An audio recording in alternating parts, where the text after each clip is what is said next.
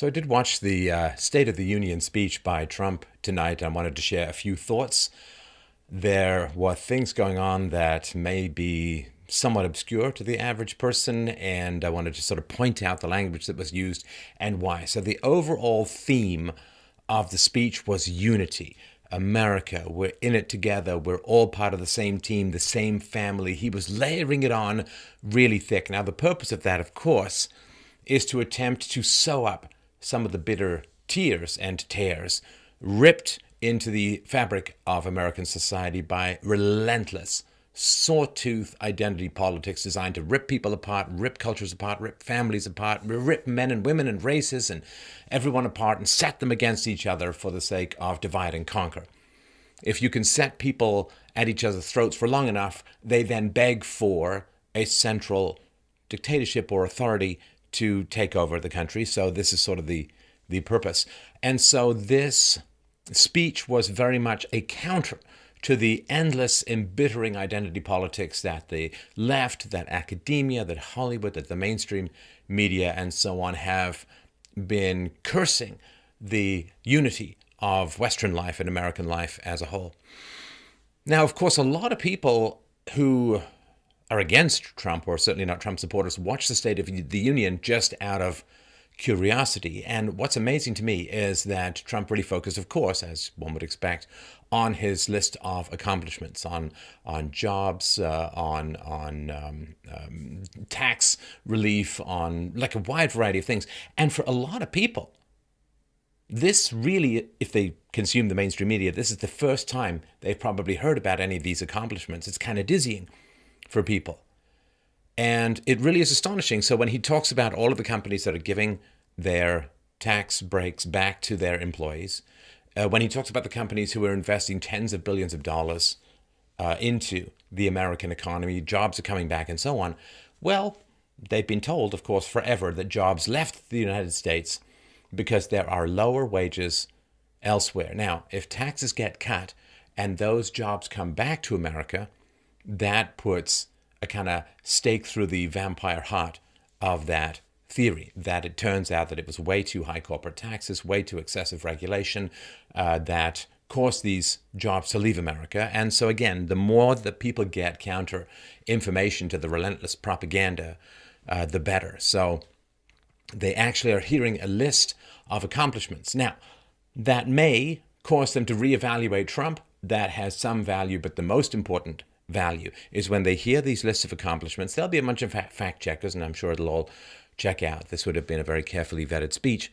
But what's going to happen is when they see a list of accomplishments, and there are very few human souls that are so corrupt that they don't want to have a glimmer of hope of a country turning around and heading in the right direction, the relationship that it's most important for these people to reevaluate, to become skeptical, was not their relationship with Trump, but their relationship to the mainstream media.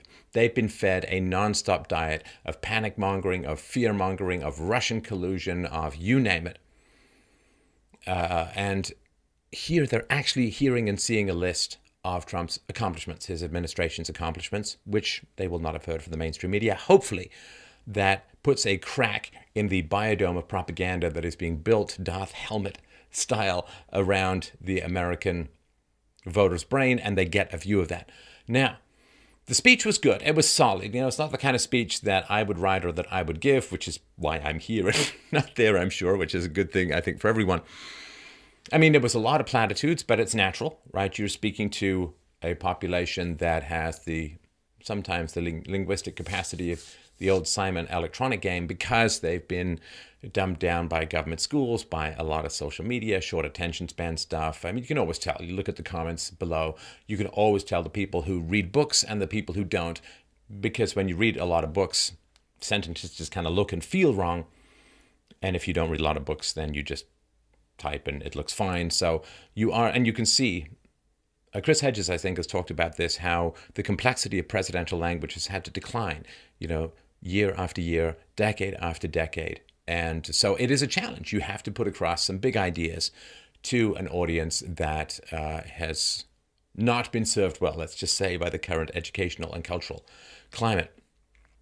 But it was a good, solid speech But it was only made great by the constant cuts of the sour, negative, sucking on a fart full of lemon juice faces of the Democrats. My God above, were they ever miserable to be there, sour and negative. And there were a couple of, where they were, the one that really stood out for me was when Trump was talking about the lowest black unemployment rates in American history. And they cut to the Black Caucus, who sat there not applauding, not cheering, not standing up, sour, glum, looking down, looking aside. By God, if that doesn't cause a reevaluation, not just of the black community's relationship to their political leaders who seem to want to encapsulate them cyst-like into the Democratic plantation until the end of time, hopefully everybody looks at that and say, well, shouldn't that be something that should be cheered?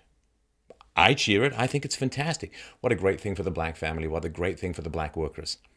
And the sourness and the negativity was in many ways the light, the shine, the polish on the speech. Because by being relentlessly optimistic, by being relentlessly uniting and talking about a common goal and a common vision, the sourness and negativity and divisiveness of the Democrats became enormously clear, and you can't really miss that. And it really, to me, highlighted the fact that the Democrats are a team that are in it for themselves, that are in it for power, and they are resentful of success. And of course, when Trump talks about cutting taxes, what the Democrats see is, well, there's less money in the kitty for us to steal and hand out to special interests in return for votes. We're running out of bribe money because that bastard over there, the orange son of a gun, is lowering taxes, so we have less bribe money through which to achieve political power.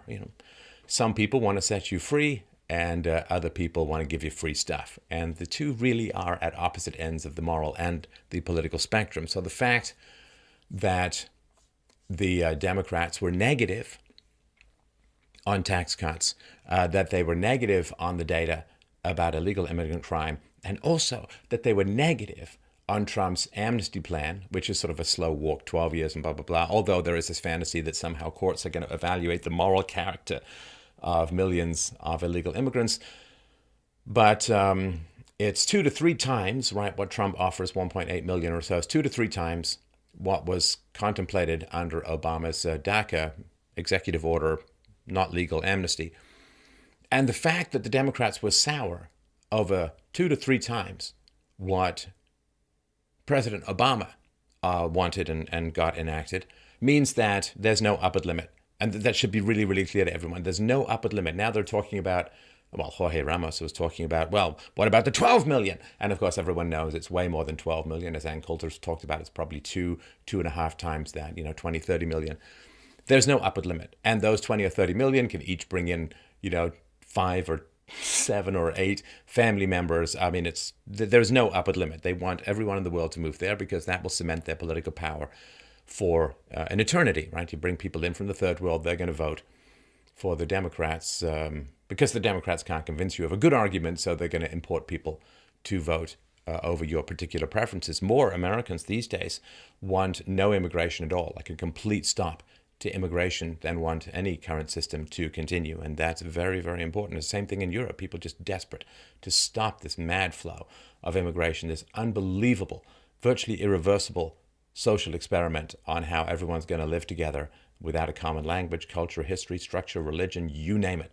Nobody has a plan for that. And of course, the Democrats hate diversity because anytime you go to a university, particularly in the arts section, you're just going to see nothing but Democrats, and it's relentless. And you try and be a Republican and make it in the movie industry. So I think the fact that they continued to boo a massive expansion in amnesty for the DACA recipients and others means that there's no upper limit. That should be clear, that they're not into any kind of reasonable. And I think Trump knows that, in my particular opinion, that he's dangling all of this stuff, knowing that the Democrats are going to fight it tooth and nail. And then he's going to say, well, I gave them 2 to 3 times what Obama wanted. They didn't want it. So clearly they can't be reasoned with, they can't be negotiated with. And then he'll do something quite different. And I mean, to me, that's the goal. Like I've done a fair amount of outreach to the left lately because there are honorable, wise, decent people on the left. I know that for some of us, you're looking across that landscape and it's like a human wasteland of propagandized nuclear shadows of former brains, but it's not true. There are wise and smart and compassionate people on the left, the anti-war people, the people who genuinely care about the poor and don't understand how much the free market will help them. And the goal for me, I might as well tell you, and I don't know if this was part of what Trump's goal was, but the goal is very simple. The goal is to peel as many of the sane Democrats away from the Democrat Party as humanly possible. Peel as many people away from the left as humanly possible who are open to any kind of reasoned argument, any kind of evidence, any kind of passion for compassion that drives a lot of that kind of thinking. Peel them all away, and then who's left? Who's left? Well, hardcore crazies. And the more you peel away the sane lefties and bring them to more reason, the more are going to flee the remaining crazier and crazier lefties by comparison. So it may not be a huge chance, but I think it's pretty much the only one that remains in the West. And we need to show these rabid and rampant ideologues out for who they are so that we can forget the idea of compromise and return to the passion of principle that founded our great civilization to begin with. Thank you so much for listening and watching. I hope you enjoyed Trump's speech as well. Please don't forget to help out the show. I really, really appreciate your support. freedomainradio.com.